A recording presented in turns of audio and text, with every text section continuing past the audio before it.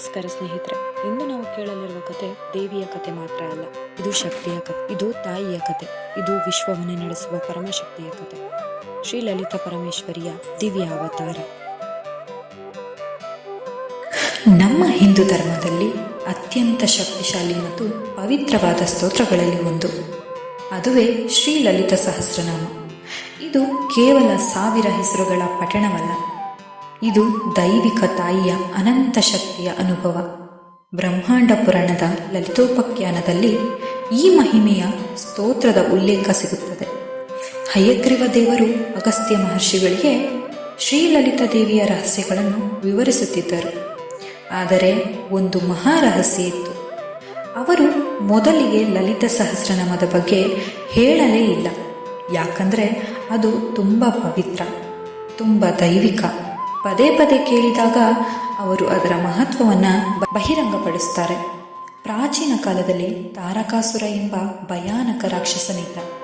ಅವನ ಶಕ್ತಿಯಿಂದ 3 ಲೋಕಗಳು ನಡುಗುತ್ತಿದ್ದವು. ಅವನನ್ನು ಸಂಹರಿಸಲು ಸ್ಕಂದನ ಜನನ ಅಗತ್ಯವಿತ್ತು. ಆದರೆ ಶಿವನು ತಪಸ್ಸಿನಲ್ಲಿ ಲೀನವಾಗಿದ್ದರು.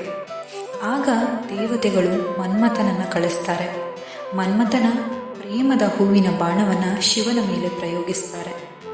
ಆ ಕ್ಷಣದಲ್ಲಿ ಶಿವನ 3ನೇ ಕಣ್ಣು ತೆರೆಯುತ್ತೆ. ಒಂದು ಕ್ಷಣ ಎಲ್ಲವೂ ಬದಲಾಗಿ ಹೋಗುತ್ತೆ. ಮನ್ಮಥ ಭಸ್ಮವಾಗಿ ಹೋಗ್ತಾನೆ. ಆದರೆ ಮನ್ಮಥನಿಲ್ಲದೆ ಜಗತ್ತಿನಲ್ಲಿ ಸೃಷ್ಟಿಯೇ ನಿಂತು ಹೋಗುತ್ತೆ. ಇದನ್ನು ಅರಿತ ಶಿವನು ಅವನಿಗೆ ಪುನರ್ಜೀವ ನೀಡ್ತಾನೆ. ಆದರೆ ಮನ್ಮಥನ ಭಸ್ಮದಿಂದ ಮತ್ತೊಂದು ಅಪಾಯ ಹುಟ್ಟುತ್ತೆ. ಅದುವೇ ಬಂಡಾಸುರ. ಅವನ ಕೋಪ ಮತ್ತು ಅವನ ಅತಿ ಆಸೆ 3 ಲೋಕಗಳ ಧರ್ಮವನ್ನೇ ಹಾಳು ಮಾಡುತ್ತೆ. ದೇವತೆಗಳು ಸಂಕಟದಲ್ಲಿರ್ತಾರೆ. ಅವರು ಯಜ್ಞ ಮಾಡ್ತಾರೆ. ಆ ಯಜ್ಞದ ಅಗ್ನಿಯಿಂದ ಒಂದು ಅದ್ಭುತ ದಿವ್ಯ ರೂಪ ಉದಯವಾಗುತ್ತೆ. ಅವರೇ ಶ್ರೀ ಲಲಿತಾ ತ್ರಿಪುರ ಸುಂದರಿ. ಸೃಷ್ಟಿ, ರಕ್ಷಣೆ, ವಿನಾಶ 3 ಶಕ್ತಿಗಳು ಅವಳಲ್ಲೇ ಸೇರಿಕೊಂಡಿರ್ತಾರೆ. ಶಿವನು ಕಾಮೇಶ್ವರನ ರೂಪದಲ್ಲಿ ಅವರನ್ನು ವಿವಾಹವಾಗ್ತಾರೆ. ಶ್ರೀಚಕ್ರದ ರೂಪದಲ್ಲಿರುವ ಶ್ರೀಪುರ ಎಂಬ ದಿವ್ಯ ನಗರದಲ್ಲಿ ಅವರು ವಾಸಿಸಲು ಆರಂಭಿಸ್ತಾರೆ. ನಂತರ ಬಂಡಾಸುರನ ವಿರುದ್ಧ ಭೀಕರ ಯುದ್ಧ ಆರಂಭವಾಗುತ್ತೆ. ಕೊನೆಗೆ ದೈವಿಕ ಶಕ್ತಿ ಜಯವಾಗುತ್ತೆ. ಶ್ರೀ ಲಲಿತಾ ತ್ರಿಪುರ ಸುಂದರಿ ಅವರು ಬಂಡಾಸುರನನ್ನು ಸಂಹರಿಸ್ತಾರೆ. ಈ ಕತೆ ಕೇವಲ ಯುದ್ಧದ ಕಥೆಯಲ್ಲ, ಇದು ನಮ್ಮ ಜೀವನದ ಸತ್ಯ.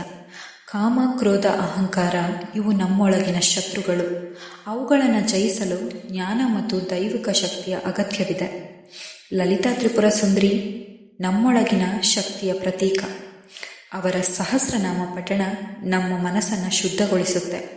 ಕಾಮ ಮತ್ತು ಕ್ರೋಧವನ್ನು ನಿಯಂತ್ರಿಸಿ ಆನಂದದ ಸ್ಥಿತಿಗೆ ಕೊಂಡೊಯ್ಯುತ್ತೆ. ಅದರಿಂದ ಶ್ರೀಲಲಿತಾ ಸಹಸ್ರನಾಮವು ಕೇವಲ ಶ್ಲೋಕಗಳ ಸಂಕಲನ ಅಲ್ಲ, ಇದು ಜೀವನವನ್ನು ಬದಲಾಯಿಸುವ ದಿವ್ಯ ಶಕ್ತಿ. ಆದರೆ ಈ ಸಹಸ್ರನಾಮವನ್ನು ಪಠಿಸಿದರೆ ನಿಜವಾಗಿಯೂ ಏನು ಲಾಭ ಸಿಗುತ್ತೆ? ಯಾವ ರಹಸ್ಯ ಶಕ್ತಿ ಇದೆ ಇದರಲ್ಲಿ? ಮತ್ತು ಏಕೆ ಇದನ್ನು ಇಷ್ಟು ಪವಿತ್ರ ಎಂದು ಪರಿಗಣಿಸುತ್ತಾರೆ? ಇವೆಲ್ಲವನ್ನ ಮುಂದಿನ ವಿಡಿಯೋದಲ್ಲಿ ವಿವರವಾಗಿ ತಿಳಿಯೋಣ. ಅದರಿಂದ ನಮ್ಮ ಮುಂದಿನ ವಿಡಿಯೋವನ್ನು ತಪ್ಪದೆ ನೋಡಿ. ಶ್ರೀಮಾತೆ ಲಲಿತಾಂಬಿಕೆ ನಮಗೆ ಜ್ಞಾನ ಮತ್ತು ಶಾಂತಿಯನ್ನು ನೀಡಲಿ.